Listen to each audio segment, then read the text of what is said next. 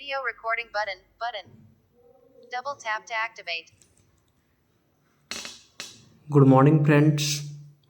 चलिए आज हम फिर आप लोगों के लिए आर्टिकल का चैप्टर को लेकर के आए हैं जो अभी 0 to एडवांस चल रही है।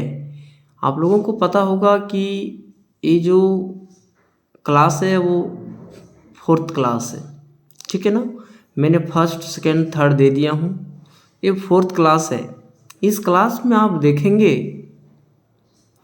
कि फैक्ट के बारे में जो अभी हम पार्टिकुलरली डिस्कस कर रहे हैं वो द को लेकर के डिस्कस कर रहे हैं, और उसी को लेकर के आज हम आप लोगों के साथ में डिस्कस करेंगे और देखेंगे कि द का प्रयोग किसके पहले होता है और किसके पहले नहीं होता है। आपको एक चीज़ जान करके बहुत ही अच्छा लगेगा कि किसी भी चीज़ को सीखने से बेटर है कि किस चीज़ों के पहले किस चीज़ का प्रयोग आर्टिकल अर्थात आर्टिकल का प्रयोग नहीं किया जाता है। तो आज हम उस सब चीज़ों को लेकर के आया हूँ और आपको बहुत ही डिटेल में अच्छे तरीके से समझाएंगे। तो आप हमारे साथ बने रहिए और देखिए आज जो मैं डिस्कस करने जा रहा हूँ वो द को लेकर के डिस्कस करने जा रहा हूँ। तो चलिए फ्रेंड्स, आज हम सबसे पहले आप लोगों के लिए लेकर के आया हूँ वो देखिए क्या है। चलिए आगे आप लोगों के सामने बोला जा रहा है the is not used before the name of season, यानी द का प्रयोग किसी भी सीजन के नाम के पहले द का प्रयोग नहीं किया जाता है। किसी भी सीजन के नाम के पहले द का प्रयोग नहीं किया जाता है, जैसे विंटर, समर, ऑटम, स्प्रिंग, रेनी, है ना। इस तरीके से जो भी सीजन है उस सीजन के पहले द का प्रयोग नहीं होता है। लेकिन यहाँ बोला जा रहा है नॉट, कि कुछ एक्सेप्शनल चीज़ें को दिमाग में सेट करना पड़ेगा कि नाउन है तो आर्टिकल लगेगा। स्प्रिंग ये सब जो नाम है वो नाउन है, लेकिन उसके पहले आर्टिकल लगेगा तो इन विच केस, इसको देखेंगे। तो याद रखिए फ्रेंड्स, नोट में जो मैं दिया हूँ वो आप लोगों के समझने के लिए दिया हूँ कि the plus name of season, किसी का name of season, season plus season. यानी आपको एक चीज़ पता है, बहुत ही आप अच्छे तरीके से जानते हैं कि विंटर है, तो इसको हम एग्जाम्पल के लिए ले रहे हैं। विंटर है तो विंटर के साथ में यदि कहीं सीजन जुड़ा हुआ हो तो द लगाएंगे, अदरवाइज द का प्रयोग नहीं करेंगे। ठीक है, मैं आप लोगों के साथ में चलता हूं और एग्जाम्पल के तौर पर मैं कुछ लेता हूं और एक एक करके समझने का प्रयास करता हूं। समझिए, एग्जाम्पल के तौर पर मैं लेता हूं, जैसे we shall go to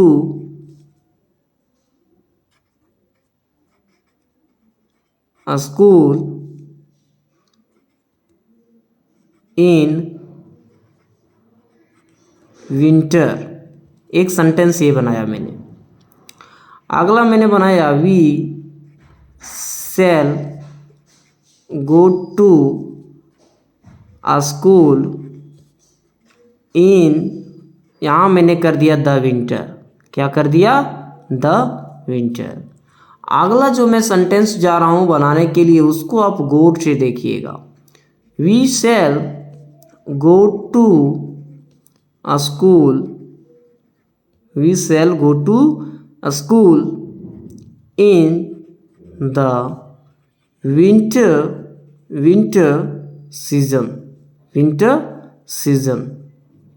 season.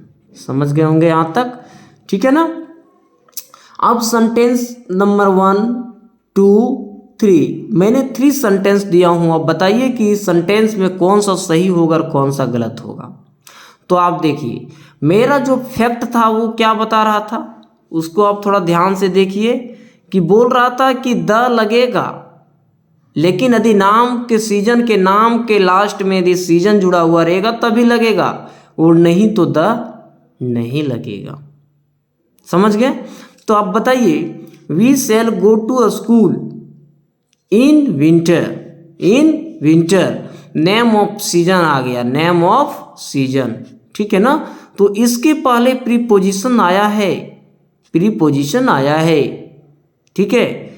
लेकिन यहाँ पर देखेंगे कि क्या इसके पहले द लगेगा या नहीं लगेगा। तो लास्ट में क्या है, सीजन जुड़ा हुआ है, नहीं जुड़ा हुआ है, तो द नहीं लगेगा, चलेगा, ये सेंटेंस करेक्ट है। लेकिन इसमें देखिए द लगा है लेकिन लास्ट में सीजन नहीं है, अर्थात ये सेंटेंस गलत है। उसी तरीके से थर्ड नंबर का आप देख सकते हैं कि यहाँ पर सीजन जुड़ा हुआ है और यहाँ पर द है, द विंटर सीजन। तो अभी मैंने बताया the name of season plus season, okay, तो ये भी सेंटेंस सही है। तो आपको एग्जाम में कंफ्यूज करने के लिए आपको इस तरह का सेंटेंस दे दे तो ऐसा कंफ्यूज नहीं होना है। आप लोगों को केवल और केवल दिमाग में एक चीज़ को नोट करके रखना है कि किसी भी सीजन का नाम आ जाए तो द का प्रयोग नहीं करेंगे, लेकिन द का प्रयोग तभी करेंगे जब उस सीजन का नाम यदि आया हो और लास्ट में सीजन जुड़ा हुआ हो, तभी हम लोग उसका प्रयोग करेंगे, अदरवाइज नहीं करेंगे। ठीक है, मेरी बात समझ में आई? उस चीज़ों को हम लोग बहुत ही बेहतरीन तरीके से समझेंगे। आई होप दैट ये आप लोग समझ गए होंगे। चलिए, अब इसी के साथ में आप लोगों के लिए अगला जो लेकर के आया हूँ, इसको देखिए क्या है। चलिए मैं बता रहा हूँ, देखिए क्या बताया जा रहा है, बताइए। The possessive pronoun plus noun. यहां पर समझिए कि कहने का अर्थ यह है कि possessive pronoun plus noun. Noun तो आप लोग ऑलरेडी जानते हैं किसे कहते हैं, लेकिन पॉजेसिव क्या हो गया, जो अधिकार को दिखलाता है वो पॉजेसिव कहलाता है। जैसे आई का माई मैं लिख दे रहा हूं, यदि आप नहीं जानते हैं तो लिख लीजिए, आई का माई। वी का क्या होता है, वी का बताइए जल्दी से, आवर। यू का क्या होता है, यू का और होता है। समझ गए यहाँ तक? यू का योर होता है। इसी तरीके से यदि कहीं आ जाए ही, तो ही का पॉजेसिव क्या होता है, हिज होता है। सी का पॉजेसिव क्या होता है जी, हर होता है। इट का पॉजेसिव क्या होता है, इट्स होता है। और दे का पॉजेसिव क्या होता है, दे का पॉजेसिव देयर होता है। तो ये जो आप देख रहे हैं ये पॉजेसिव प्रोनाउन है, ये पॉजेसिव प्रोनाउन है। समझ में आ गई मेरी बातें? पॉजेसिव प्रोनाउन है, ये पॉजेसिव प्रोनाउन है, लेकिन ये सब्जेक्ट है, ये प्रोनाउन है, ठीक है ना। लेकिन इसके बदले में अधिकार दिखाने के लिए आया माई, आवर, और, हिज, हर, इट्स, देयर, जो पॉजेसिव प्रोनाउन कहलाता है।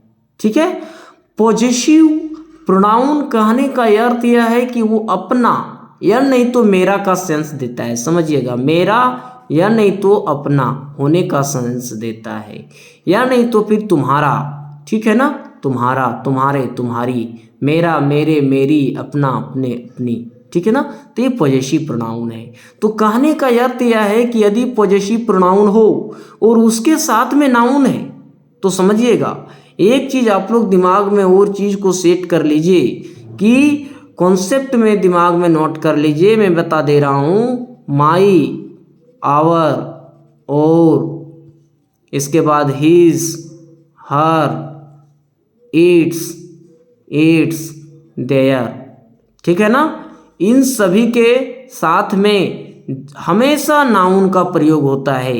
ये आप लोग फिक्स कर लीजिए और कॉपी में नोट डाउन कर लीजिए कि जब कभी भी आपको पॉजेसिव नज़र आ जाए तो उसके बाद में कोई ना कोई नाउन आने वाला, जो वर्ड होगा वो नाउन ही होगा। क्या होगा, नाउन होगा। बशर्ते नाउन का प्रयोग करेंगे, लेकिन इन द केस आप कहीं देखिएगा कि वर्ब का भी, फोर का भी प्रयोग किया जाता है, माई गोइंग, तो वहाँ पर भी उसको नाउन के रूप में प्रयोग किया गया है, लेकिन वो नर्थनाइट के चैप्टर के अनुसार, जेरेंट के अनुसार किया गया है। तो आप लोगों को उसके अनुसार से अभी नहीं दिमाग में लगाना है। अभी आप लोगों को लगाना है माई है plus noun, my boy, my sister, my brother, my dad, my uncle, my book, our books, our books, your school, your college, his sister, his sister. समझ गए? तो सिस्टर क्या है, ब्रदर क्या है, ये सब नाउन है। तो कहने का अर्थ है कि ये पॉजेसिव प्रोनाउन है और ये नाउन है, तो नाउन के बीच में यहाँ पर द का प्रयोग नहीं होगा। यहाँ पर यदि आप द लगाते हैं तो ये बिल्कुल गलत है, द नहीं लगेगा। तो क्या होगा, केवल possessive pronoun plus the noun लगेगा। पॉजेसिव प्रोनाउन के साथ केवल नाउन लगेगा। समझ गए? पॉजेसिव प्रोनाउन के साथ में केवल नाउन जुड़ेगा। ऐसा नहीं है कि उसके साथ में आप यहाँ बीच में ला करके द लगाइएगा। यदि आप द लगाते हैं तो वो आप गलत कर रहे हैं। समझ गए मेरी बात को? इसी तरीके से मैंने समझाने का प्रयास किया। माई सन, हर ब्रदर, आवर स्कूल।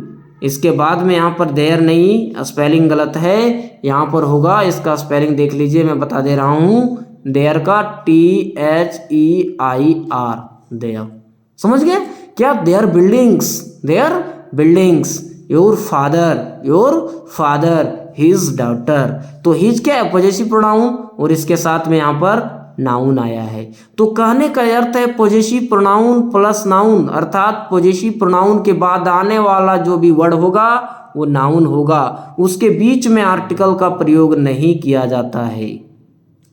अर्थात यदि हम एग्जाम्पल के रूप में समझना चाहेंगे तो लिख सकते हैं my son is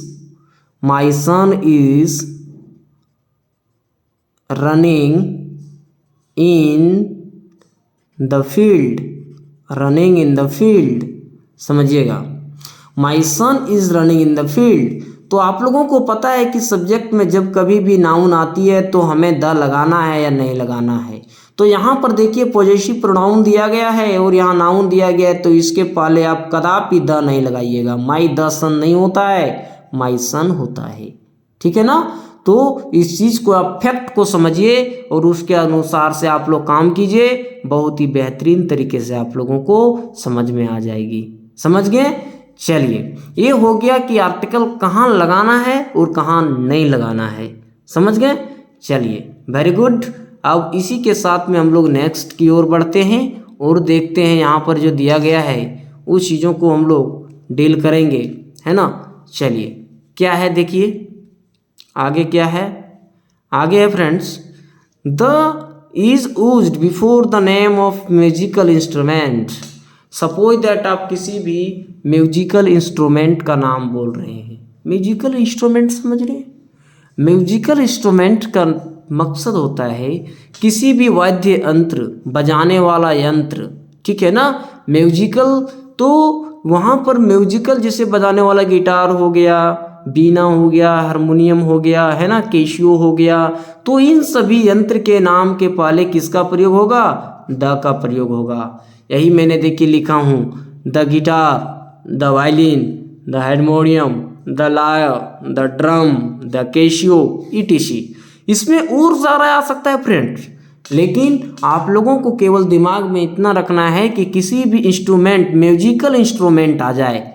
musical instrument का मकसद होता है बजाने, गाने बजाने वाला यंत्र आ जाए तो उसके पहले क्या लगेगा? उसके पहले द लगेगा। जैसे गिटार है तो गिटार आप लोग जानते हैं ना, बजाया जाता है, जिसका साउंड बहुत ही मीठा निकलता है ना? तो उसके पहले क्या लगेगा? द लगेगा। तो उसको भी लिख सकते हैं,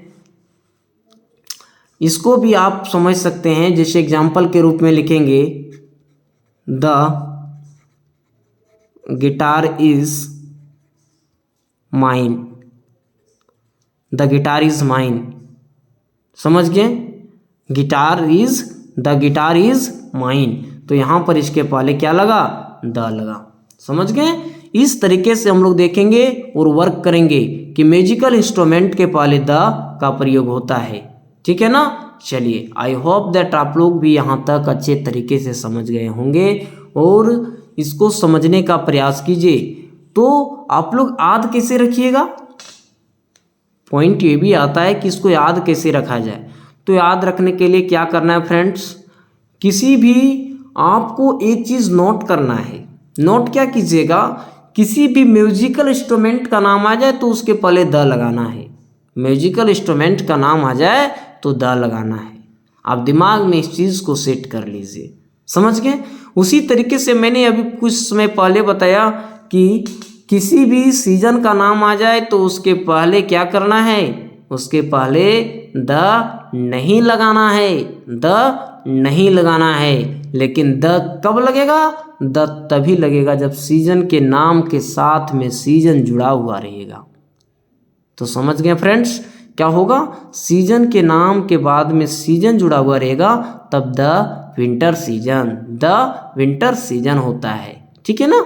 उसी तरीके से यहाँ पर आप लोग याद रखिएगा कि म्यूजिकल इंस्ट्रूमेंट आ जाए, म्यूजिकल बजाने वाला यंत्र, वाद्य यंत्र आ जाए तो हम लोग उसके साथ में क्या लगाएंगे, द का प्रयोग करेंगे। आई होप आप लोग यहाँ तक समझ गए होंगे। चलिए इसी के साथ में हम लोग आगे की ओर बढ़ते हैं और देखिए क्या है। देखिए बहुत ही अच्छा चीज़ आप लोगों के सामने में आ गया है। चलिए यहाँ पर बोला जा रहा है एडजेक्टिव। बताइए सर, एडजेक्टिव आ गया, एडजेक्टिव के पहले तो द लगता नहीं है, आपने तो द लगा दिया। आपने तो द लगा दिया, मैंने द लगा दिया हूं ना। तो समझिए कि कैसे होगा। आप लोग एक चीज बताइए, एडजेक्टिव जानते हैं किसे कहते हैं? एडजेक्टिव जो नाउन और प्रोनाउन को क्वालिफाइज करता है। किसको क्वालिफाइज करता है? नाउन और प्रोनाउन को, ठीक है।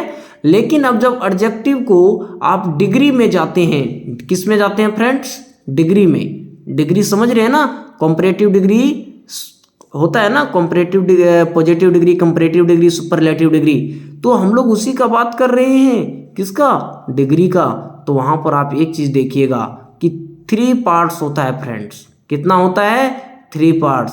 सबसे पहले होता है सुपरलेटिव, सुपरलेटिव डिग्री। डिग्री को मैंने शॉर्ट में लिख दिया डी, कोई दिक्कत नहीं है।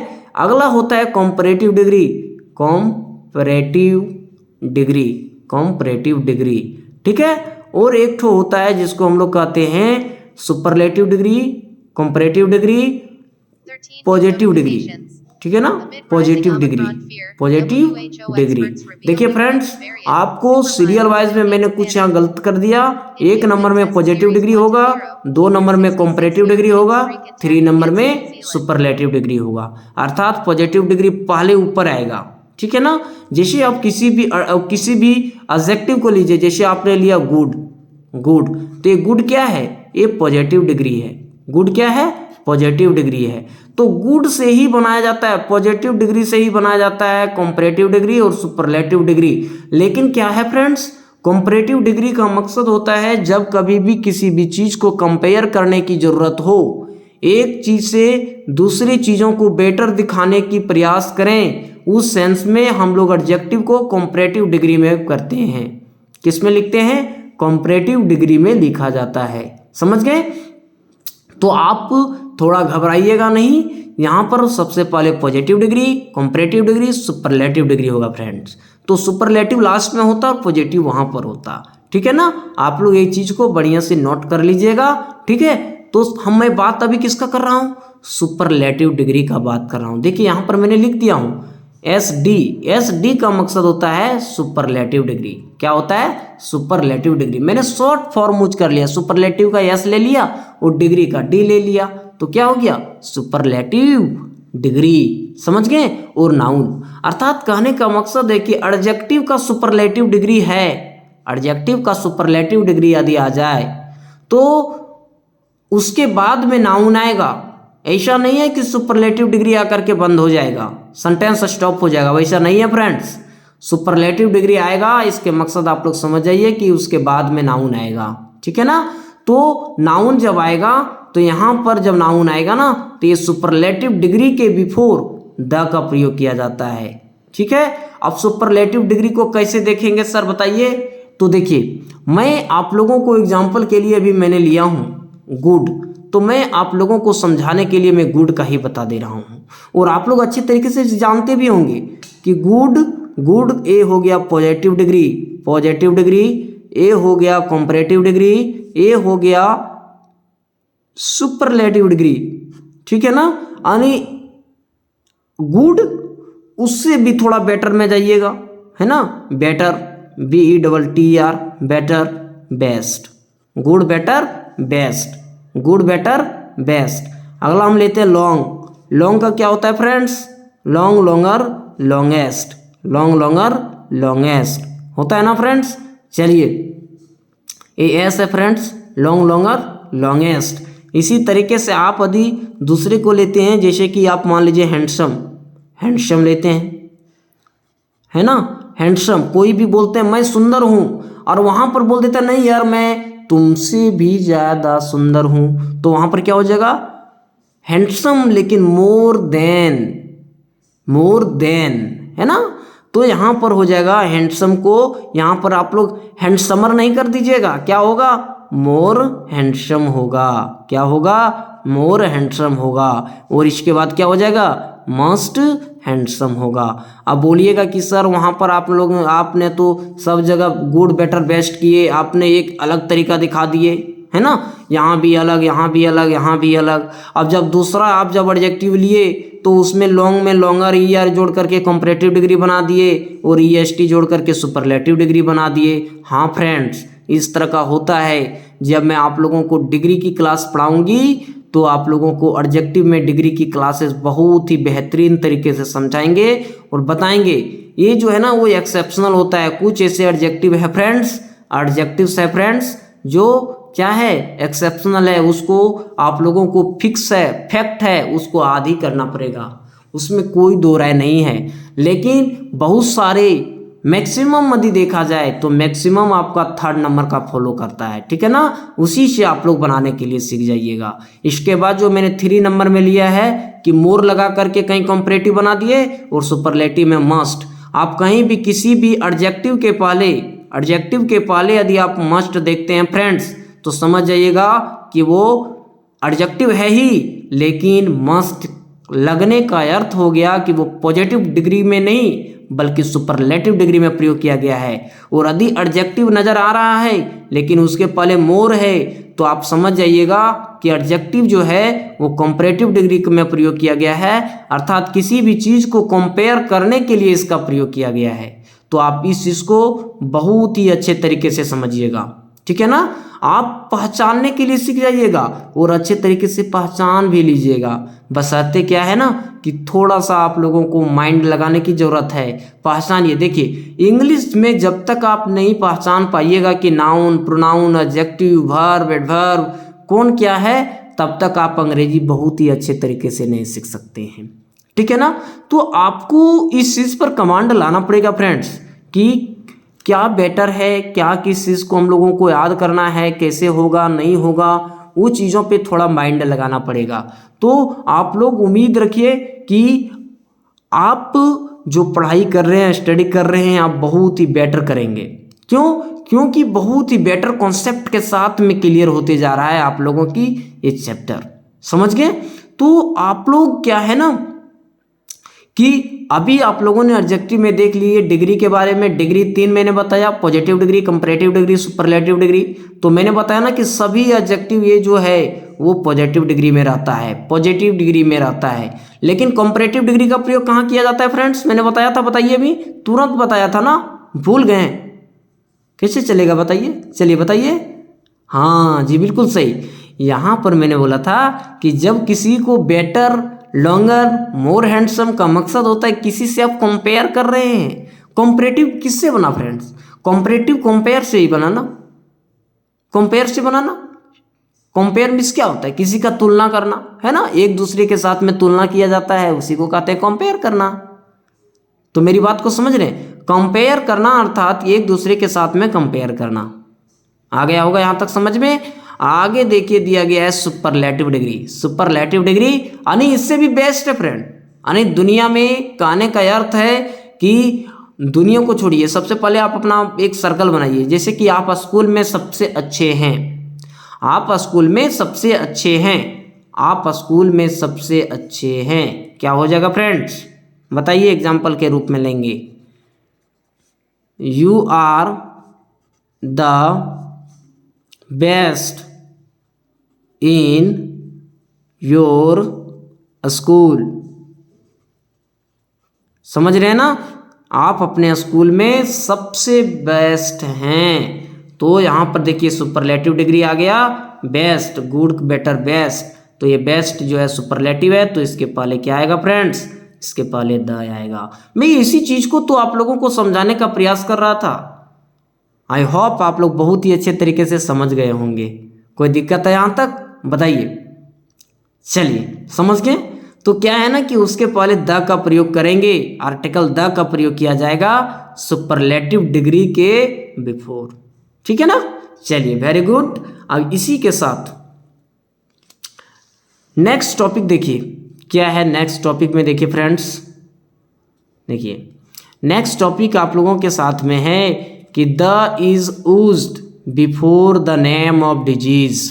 डिजीज समझ रहे फ्रेंड्स, डिजीज मीन्स क्या होता है बताइए, डिजीज बताइए। हाँ जी, बिल्कुल सही बोल रहे हैं। डिजीज का अर्थ होता है किसी भी प्रकार का बीमारी, है ना।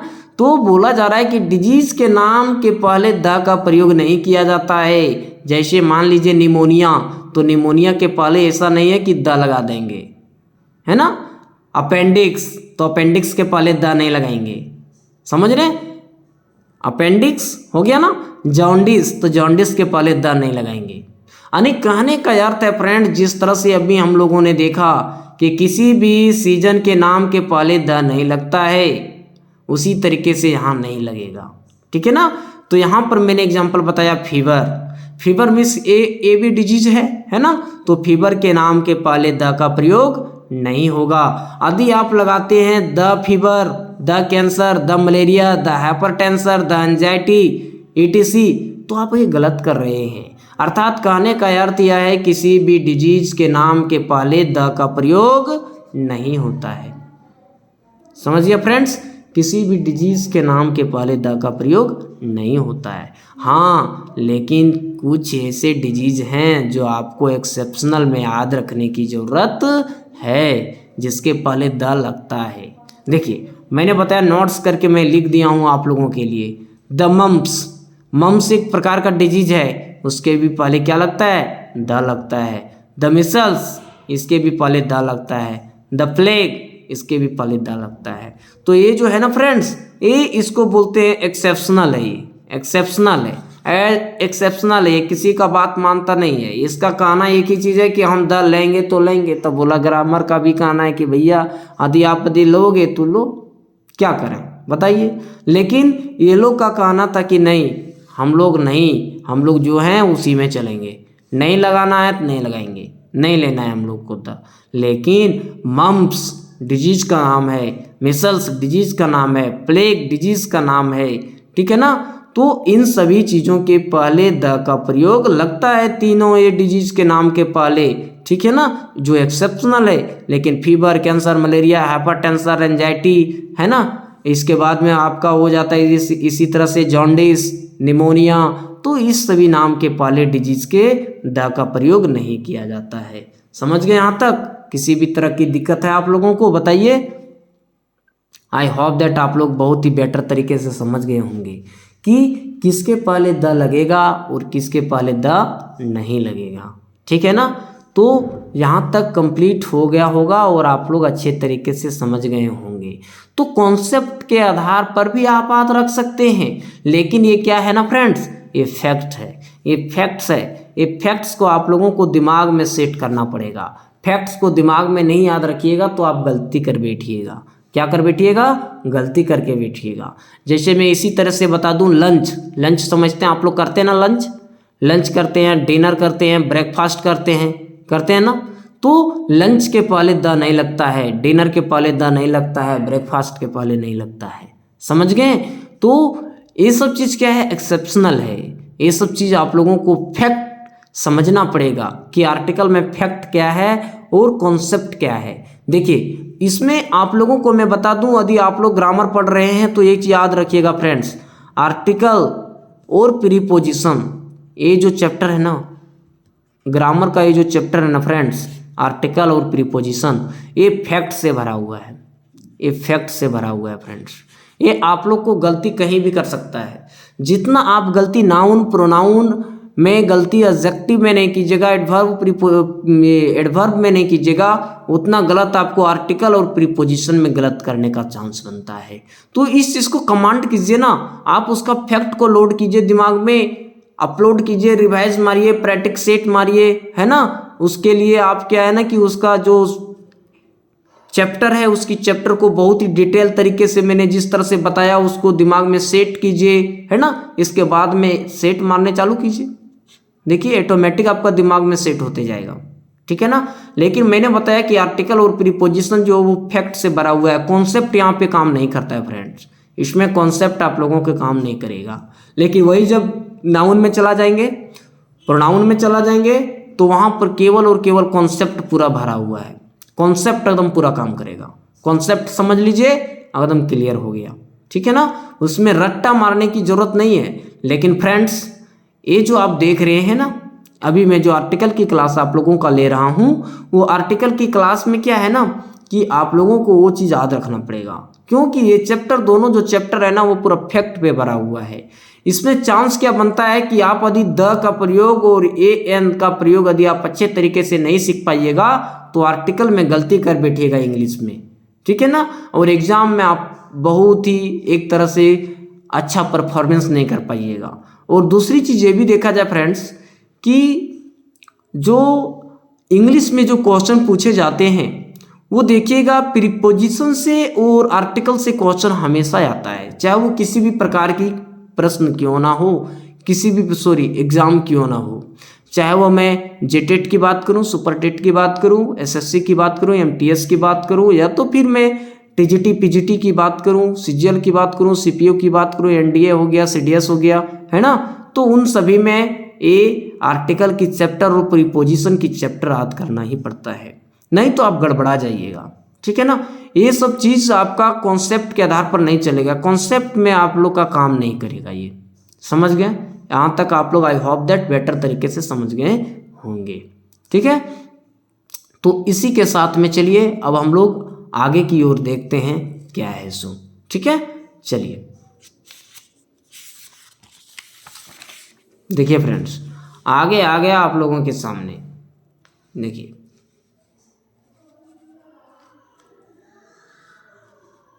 बोला जा रहा है यहाँ पर आगे में कि the is not used before the name of noun, noun के पहले प्रयोग नहीं किया जाता है। इफ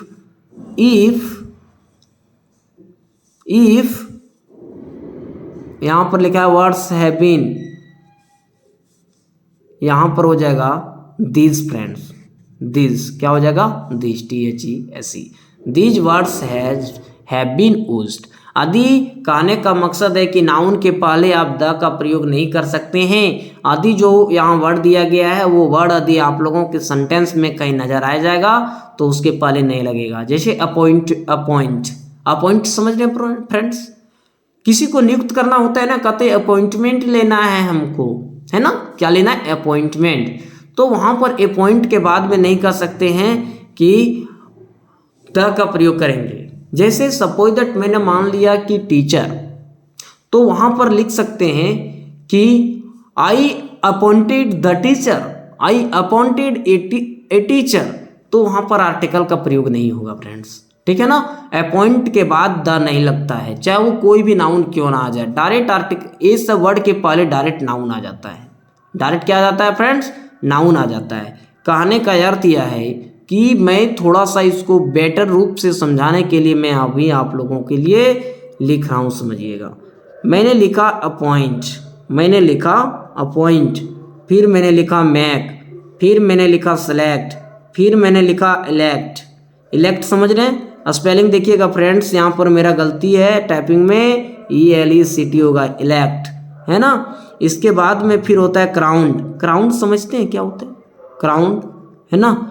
क्राउंड क्या होता है फ्रेंड्स, क्राउन का मकसद होता है कि जब किसी भी व्यक्ति को राजाभिषेक किया जाता है तो उसको बोला जाता है। तो इन सभी के साथ में आने वाला वर्ब, ये सब तो क्या है, वर्ब है फ्रेंड्स। तो वर्ब के बाद में जो नाउन आएगा वो नाउन के पहले द का प्रयोग, the is not used, the is not used, अर्थात पॉइंट और नाउन के बीच में द नहीं लगेगा, मैक और द के बीच में, मैक और नाउन के बीच में द नहीं लगेगा, सेलेक्ट इलेक्ट के नाउन और नाउन के बीच में द नहीं लगेगा। तो होगा क्या, एग्जाम्पल मैंने लिया हूं, देखिए समझिए उसको थोड़ा बेहतरीन तरीके से। ही वॉज इलेक्टेड द प्रेसिडेंट, यहाँ द प्रेसिडेंट, ठीक है ना। और वही नीचे देखिए मैंने लिखा है ही was elected president, he was elected president. क्या है फ्रेंड्स बताइए, क्या अंतर समझ पा रहे हैं। President is the name of a post designation, you know, name of a post, किसी भी पोस्ट का नाम है। तो आप लोग आर्टिकल में ये चीज जानते हैं कि किसी भी पोस्ट के नाम के पहले द लगता है, जो अभी हम आगे आप लोगों को बताएंगे भी। तो मेरा कहने का अर्थ यह है कि किसी भी पोस्ट के नाम के पहले द लगता है, और यहाँ पर ये भी नाउन है तो द लगेगा। लेकिन फ्रेंड्स ये कहता है इलेक्टेड, कि इलेक्टेड एक ऐसा वर्ब है कि नहीं, मुझके कहने का अर्थ है कि मेरे के बाद आने वाला जो भी वर्ड होगा, जो भी नाउन होगा, वो केवल अपना नाउन रहेगा, वो अपना साथ में आर्टिकल नहीं ले सकता है। तो यहाँ द है इसलिए सेंटेंस गलत हो जाएगा। तो क्या होगा, ही वॉज इलेक्टेड प्रेसिडेंट, यानी elect, select, make, crowned, appoint, ये सब बाद में अपना द आर्टिकल, अर्थात आर्टिकल नहीं चाहता है। वो उसका कहना है कि डायरेक्ट किसका प्रयोग कीजिए, नाउन का प्रयोग कीजिए, ना कि द का लगा करके नाउन का प्रयोग करना है। समझ गए। तो यदि आप करते हैं तो वो गलत हो जाएगा, लेकिन यहाँ पर ये सेकेंड नंबर का सेंटेंस बिल्कुल सही है। ही was elected, he was elected president. समझ गए फ्रेंड्स। चलिए आगे इसी में देखिए नेक्स्ट दिया गया है, जो मैं आप लोगों को बता दूं। देखिए the is used before the name of any post. मैंने अभी आप लोगों को डिस्कस ये कर रहा था ना, पोस्ट किसी भी designation, designation is also known as the same word of post but high frequency word designation. Okay, high frequency है थोड़ा सा, वो भी पोस्ट ही है। तो पोस्ट के नाम के पहले द लगता है, जैसे हो गया हेडमास्टर, ये किसी भी पोस्ट का नाम है ना, पोस्ट का नाम है, ठीक है। प्रिंसिपल पोस्ट का नाम है ना, पोस्ट का नाम है। Prime minister, chief minister, home minister, ठीक है। तो वो क्या हो जाएगा, वहां पर आप लोग का द लगेगा, OHOME होगा फ्रेंड्स, इसको सुधार लीजिए, द होम मिनिस्टर। तो मेरा कहने का अर्थ है किसी भी पोस्ट के नाम के पहले द लगेगा। The president, the chief minister, the principal, the prime minister, the home minister. समझ गए फ्रेंड्स। तो इसके पहले ETC आ जाएगा, बहुत सारे और आ जाएंगे, इन्फिनेटिव है फ्रेंड्स, ठीक है ना, कोई भी पोस्ट आ जाएगा। तो आपको केवल याद इतना रखना है फ्रेंड्स कि किसी भी पोस्ट के नाम आ जाए तो उसके पहले द का प्रयोग करना है, ठीक है। लेकिन अभी आप लोगों ने देखा ये पॉइंट के बाद में भी पोस्ट का नाम आता है तो द नहीं लगाते हैं, तो वो एक्सेप्शनल हो गया ना फ्रेंड्स, एक्सेप्शनल हो गया। ये सब जो है ना वो सब किसी भी काम का नहीं है, ये न्यूट्रल है फ्रेंड्स, न्यूट्रल भी नहीं कर सकते हैं फ्रेंड्स इसको, थोड़ा ये एक्सेप्शनल है, थोड़ा एक्सेप्शनल है। ये किसी का बात मानता नहीं, जिसको हम लोग कहते हैं ना, जो घर में कोई किसी का बात नहीं मानता उसको बोलते हैं इसका तो कोई सवाल ही नहीं पैदा होता है ना फ्रेंड्स। वो अपना मन पर चलता है, अपना मर्जी के अनुसार चलता है। तो अपॉइंट के बाद में नाउन आया लेकिन वो द नहीं लगाया, नाउन डायरेक्ट आ गया कोई दिक्कत नहीं, लेकिन यदि पोस्ट का नाम आ जाए फ्रेंड्स तो भी द नहीं लगाने देता है। कौन, अपॉइंट नहीं लगाने देता है, मैक नहीं देता है, सेलेक्ट नहीं देता है, इलेक्ट नहीं देता, क्राउन नहीं देता फ्रेंड्स। समझ गए। लेकिन वही द प्रेसिडेंट यदि सेंटेंस के शुरू में यदि हो जाता पोस्ट का नाम तब वो लगता, जैसे अभी हम दिखाएंगे, समझिए एग्जाम्पल के तौर पर मैं ले रहा हूं, the prime minister has been elected, the prime minister has been elected by us. Elected तो हुआ ना फ्रेंड्स, सेलेक्ट तो हुआ फ्रेंड्स, लेकिन यहाँ प्राइम मिनिस्टर पहले आ गया तो इसके पहले द लगेगा। ये सेंटेंस सही है। इलेक्ट के बाद में यदि आता ना फ्रेंड्स तो द नहीं लगा पाते। समझ रहे हैं ना, अंतर इतना ही है। तो इंग्लिश क्या है ना फ्रेंड्स, इंग्लिश कॉन्सेप्ट और फैक्ट पर भरा हुआ है। कोई रूल नाम का, रेगुलेशन नाम का चीज़ ही नहीं है फ्रेंड्स। ये चीज़ आपको दिमाग में सेट करना पड़ेगा और समझना पड़ेगा। Without understanding you can't right and you can't understand English, because you know English is a phonetic language. English is a phonetic language. You will have to understand, and we know that it's depend on our mind, feeling, face, body. It means it's totally depend on our phonetic description. If we know any types of language, then we can easily speak. But writing is very important, friend, and very tough. चाहे वो हिंदी ही क्यों ना हो, आप हिंदी बोल लेते हैं friends, लेकिन हिंदी को लिखने में टफ होता है ना। तो भाषा को बोलना आसान है लेकिन लिखना टफ होता है फ्रेंड्स, चाहे वो किसी भी सब्जेक्ट की बात क्यों ना करूं, ठीक है। लेकिन आप लोग इस तरीके से तैयारी कीजिए, इस तरीके से तैयारी कीजिए, बहुत ही बेटर तरीके से, कि आप लोगों को लगे ही नहीं कि इंग्लिश पढ़ रहा हूं। आप लोग एक तरह से मानिए कि खेलते खेलते इंग्लिश को सीखने में पार कर दीजिएगा फ्रेंड्स। बशर्ते आप लोगों को क्या है ना कि कंटिन्यू बने रहना है और क्या बता रहा हूं उसको समझते हुए जाना है। देखिए आगे जो आया फ्रेंड्स, इसमें बोला जा रहा है the is not used before the name of festival. यानी किसी भी फेस्टिवल का नाम आ गया फ्रेंड्स तो उसके पहले द नहीं आएगा। जैसे होली, दुर्गा पूजा, दिवाली, ईद, क्रिसमस, तो इसके पहले क्या है ना फ्रेंड्स, इसके पहले द नहीं आएगा। दुर्गा पूजा, द दुर्गा पूजा नहीं होगा। दिवाली, द नहीं आएगा। तो क्या होगा फ्रेंड्स, केवल दिवाली रहेगा।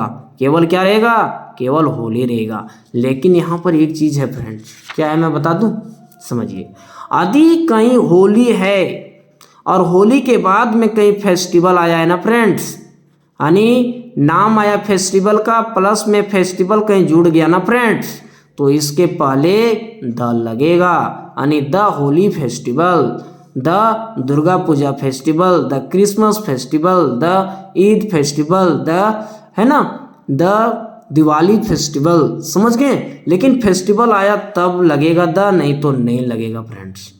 ये ओमिशन ऑफ आर्टिकल में हम लोग जब डीप में पढ़ेंगे ना तो उसमें बहुत ही बेटर तरीके से अंडरस्टैंडिंग हो जाएगी, ठीक है। उसमें क्या है ना, वो बहुत हाई फ्रीक्वेंसी का है फ्रेंड्स। तो मैं आप लोगों के लिए एक शॉर्ट में लेकर के आया हूँ इसको, कि आप लोग अच्छे तरीके से समझ जाइए। सीजन के नाम के पहले मैंने बताया कि द विंटर सीजन होगा, उसी तरह यहाँ द होली फेस्टिवल होगा।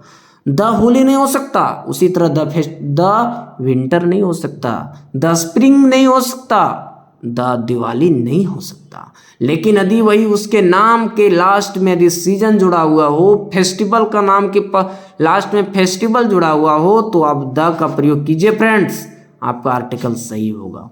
समझ गए, कोई दिक्कत? चलिए, आई होप दैट आप लोग यहाँ तक समझ गए होंगे, ठीक है। आप लोगों को यहाँ तक किसी भी प्रकार की समझने में परेशानी और दिक्कत है फ्रेंड्स तो बताइए, है ना। और क्या है, इसी तरीके से आप चाहे तो आर्टिकल की चैप्टर को बहुत ही बेहतरीन तरीके से कवर कर सकते हैं और सीख सकते हैं। क्या कर सकते हैं, कवर कर सकते हैं और सीख सकते हैं। बताइए, समझ में आ रही है ना सारी चीज़ें? नहीं आती है फ्रेंड्स तो आप हमें कमेंट कीजिए कौन सा पोर्शन आपको समझ में नहीं आया।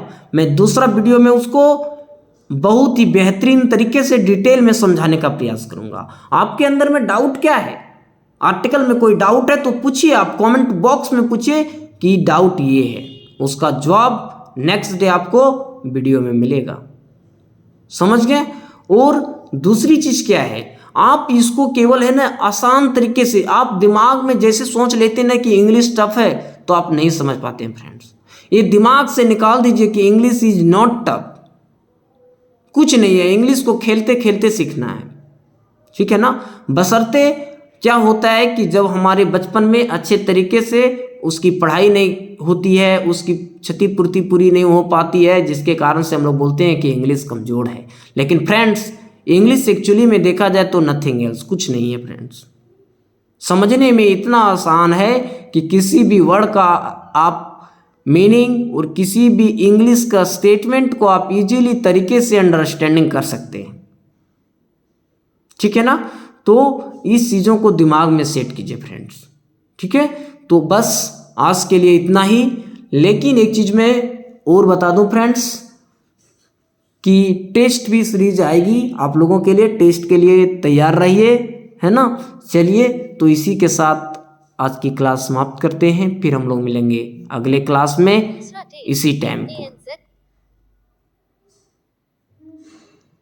Video recording button. Video record. Pause recording button. Double tap to activate. Video recording button. Pause record. Pause recording button.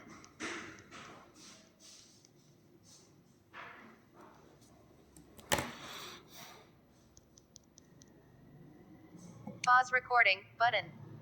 Double tap to activate. Video recording button. Double tap to activate.